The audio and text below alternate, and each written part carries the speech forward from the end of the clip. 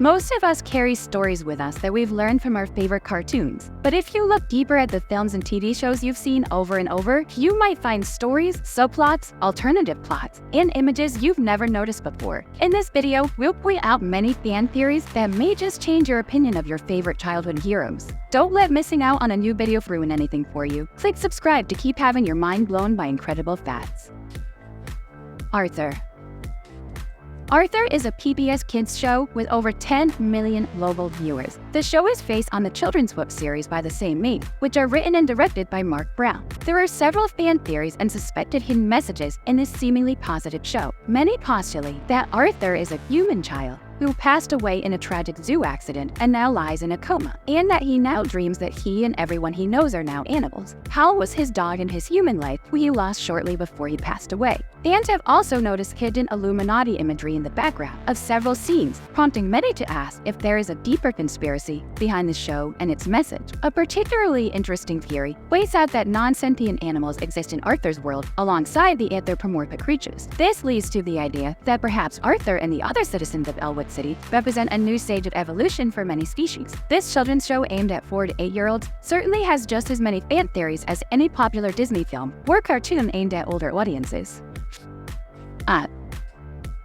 The film begins with young Carl and focuses on his love of a famous explorer, Charles F. Muntz, and his interest in Muntz's work at Paradise Falls. A shy, quiet young Carl stumbles upon the talkative and adventurous Ellie in a rundown neighborhood house. Ellie is also obsessed with Paradise Falls and tells Carl she dreams of moving her clubhouse to a cliff overlooking the famous site. Carl and Ellie grew up together in a Bletchley mare, all the while continuing to plan their own Paradise Falls adventure. Their little family suffered many tragedies, and sadly, Ellie passed away before her big trip with Carl could happen. Carl hides out in the house after the death of his wife and refuses to face the changing world. He loses his home and court to make way for construction of more urban sprawl, and he concocts a wild plan to fly his house to Paradise Falls with an impossible number of helium balloons. Many fans theorize that it's at this point that Carl passes away, and the rest of the film is his trip to heaven. Compounding the striking sadness that Carl has passed away is the realization that if Carl is a spirit, his child travel companion Russell is surely a spirit as well. Russell even tells Carl when they first meet that he has to help him cross something, perhaps into the afterlife.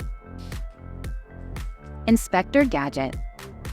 Everyone knows Inspector Gadget, the crime-fighting, aptitude-prone, semi-robotic detective. With him is always his sidekick, his super smart niece Penny, and her dog Bree. Penny and Brain are often the true heroes and save the inspector many times. Gadget has many enemies, but none are more infamous or central to the show as Dr. Claw. Claw is not only the head of the criminal organization MAD, but he's also featured in the show's intro. In this theory, Dr. Claw isn't just the main bad guy, he's the good guy too. Many speculate that the reason we never see Claw's face is because he's the real Inspector Gadget. The Gadget we see is actually a cyborg built by Penny, after she believes her beloved uncle to have been killed by MAD operatives. Driving the tragedy further is the detail that Gadget was never actually killed, just severely maimed and driven insane. Seeing himself replaced by his beloved Penny's own invention drives him past his mental limits, and he begins trying to destroy the robotic copy of his former self, which explains why Penny is never involved as more than a bait. Could it be possible that Gadget is his own worst enemy? Could Penny really have built such an incredible machine? The explanation of Dr. Claw is really out there, but it may not be as crazy as it seems.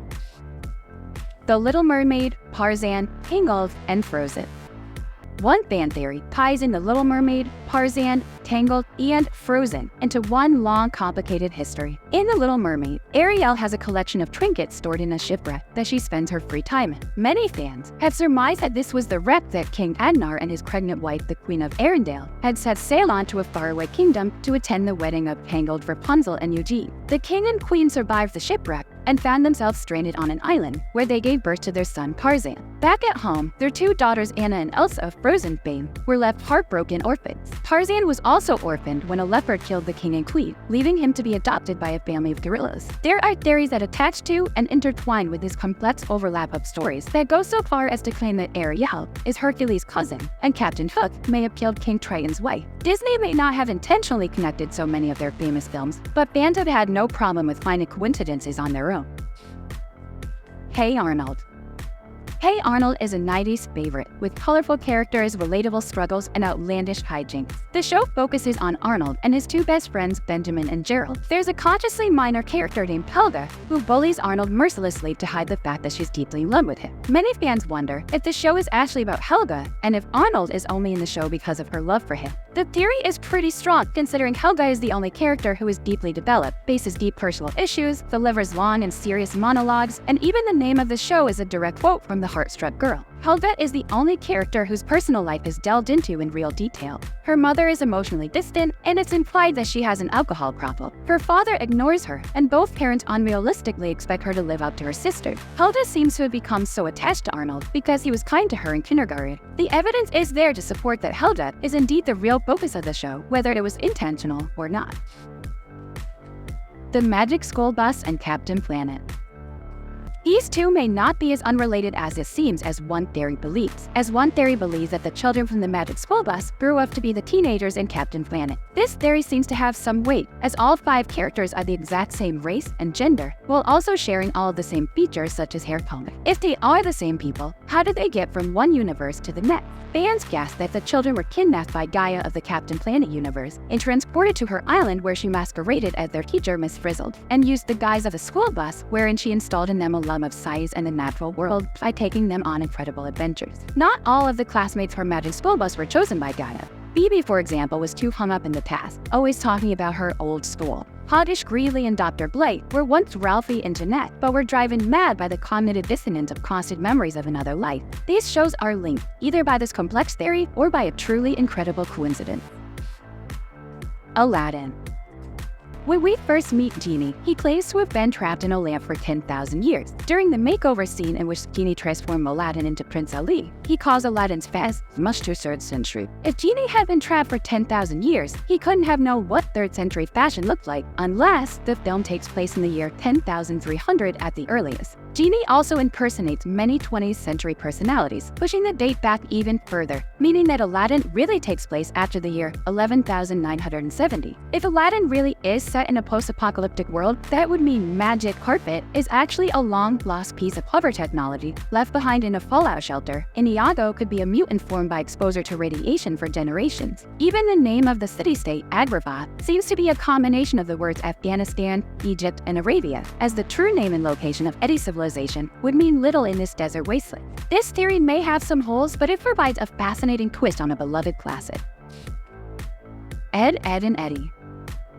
One fan theory is that the children, who all live in a seemingly endless summer, stuck in a small area, are all in purgatory. Not only do the children have blue tongues, a real-life defect of death on the body, but it's also hard to determine what time period the show takes place in. There are very few adults present in any episode, and they only appear briefly when they're on screen. There are even theories as to the type and causes of the characters' demise. Rolf's family owned a farm in Peach Creek and was trampled by farm animals, which is why he owns them in the show. Johnny 2x4 had only his created friend Flank in life and carries him in the afterlife in the cul-de-sac. Eddie, it's assumed, died fleeing neighborhood children that he had swindled, and Ed and his sister Sarah passed away in a car accident after their father passed away in World War II. And Double D is guessed to have been born in the 1980s to strict parents who pushed him to succeed and passed away in a Bunsen burner accident. Nash was born in the 1960s to hippie parents, explaining her eccentric personality. The Cankers are a unique feature in this fan theory. They have pink tongues, implying that they are still alive. Some theorize that they are living but can see the spirits around them, while others claim that they are actually demons. SpongeBob SquarePants.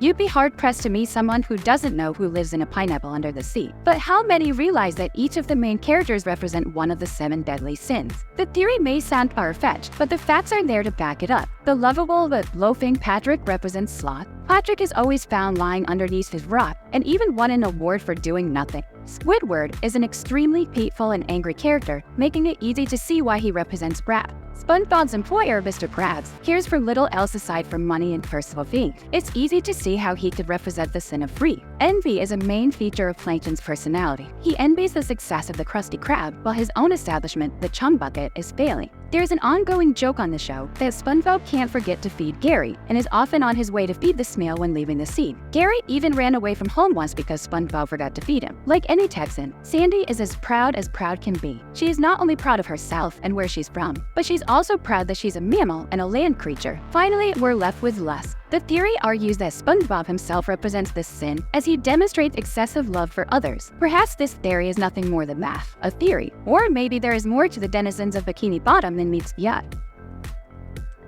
Pinky and the Brain. This 90s cartoon is classic and beloved by millennials. The show features two genetically enhanced lab mice who are property of Acme Lab. As the theme song says, one is a genius and the other is insane, but it doesn't specify which is which. Many assume the big-headed character known as the Brain is the genius due to his pretentious monologues and constant scheming, inventing complex and often ludicrous plots for global domination. Pinky, on the other hand, is affable, quirky, and often seems feeble-minded. Many fans have theorized that Pinky is actually the genius and Brain is unhinged. Apart from the vague lyrics in the opening theme, there are also many factors that fans point to as proof of this reversal of the commonly accepted roles. In one episode, Pinky is literate, whereas Brain can barely write his own mate. In that same episode, Brain is on a game show and can't answer a question that Pinky can't. In many episodes, Pinky has common sense or surprisingly clever input, while Brain is making plans for world domination, which Brain always ignores to the plan's demise. Perhaps the most damning evidence is that in one episode, Brain does a series of calculations to determine what causes so many of his plans to fail. He initially finds Pinky as the cause, and he goes on to create a machine to turn Pinky from a genius. There seems to be no observable change in Pinky's behavior or personality, but he does point out to Brain a mistake in his calculations, and proves to him that he's the cause of his own failures. It's difficult to disprove this fan theory, as evidence abounds to support it. We hope these cartoon theories haven't ruined your childhood too much, but they've merely opened your eyes to new possibilities for your favorite childhood characters. Taking a deeper look at the familiar can often lead mind-blowing revelations. Be sure to like this video if you've learned something surprising about these classic cartoon characters. Thanks for watching, and we'll see you next time.